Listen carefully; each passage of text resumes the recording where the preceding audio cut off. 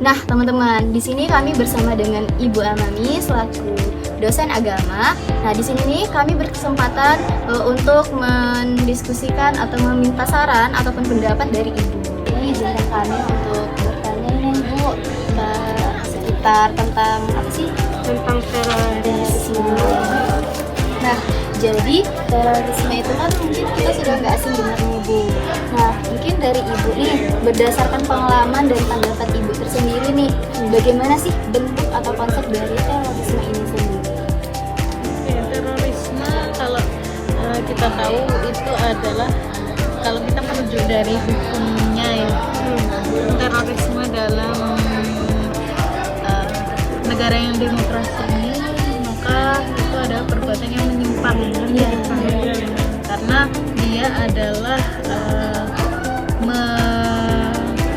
merusak pertahanan dari negara itu sendiri, ya kan ya. Kalau kita dalam pandangan agama, terorisme juga hal yang merugikan, dan bentuknya itu kan macam-macam. Nah, itu merupakan salah satu penyimpangan. Biasanya kan terorisme ada penyimpangan dari agama.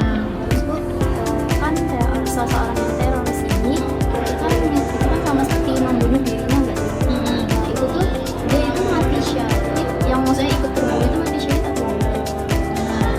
Nah, kita ini kan terorisme itu bagaimana konsepnya gitu kan ya. Kalau kadang memang orang kan jihad fisabilillah gitu kan, dengan terorisme itu maka diartikan dengan matinya mati syahid. Tapi apakah terorisme yang dilakukan itu baik tujuannya? Kan tidak. Kebanyakan dia merusak. Kita melihat ya, kayak terorisme itu biasanya muncul dengan pergerakan bom-bom kecil-kecil di berbagai daerah. Nah, apakah bom yang di sana tuh ada dampak positifnya? Tidak kan ya. Maka malah berdampak negatif. Kita tidak tahu yang terkena bom itu siapa, anak kecil yang tidak berdosa, orang-orang yang sedang bekerja. Berarti kita tidak bisa mendefinisikan terorisme atau yang mereka selubungkan dengan jihad fisabilillah itu tergolong dalam mati syahidnya. Terima kasih untuk waktunya bersedia untuk memberikan kami ilmu-ilmu dari mungkin terima kasih.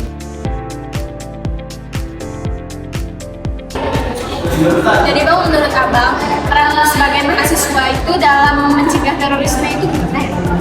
Dalam mencegah terorisme tersebut, cara mahasiswa untuk tidak terjadi terorisme itu ya seperti itu, jangan mengikuti hal-hal seperti demo yang tidak jelas. Itu kan ada nggak sih orang-orang yang mengikuti support demo itu karena alasan yang tidak tahu, agaknya cuma menyebutkan musuh merusak lingkungan sekitar. Itulah yang membuat terjadi terorisme secara tidak langsung, bisa melakai seseorang, dan juga mengikuti hal-hal positif seperti mengikuti organisasi yang tidak sampai mengkritik sesuatu hal, yang tidak sampai merusak sekitar atau lingkungan. Cara peran mahasiswa untuk tidak terjadinya terorisme. Terima kasih ya Bang. Oke, cuma itu aja.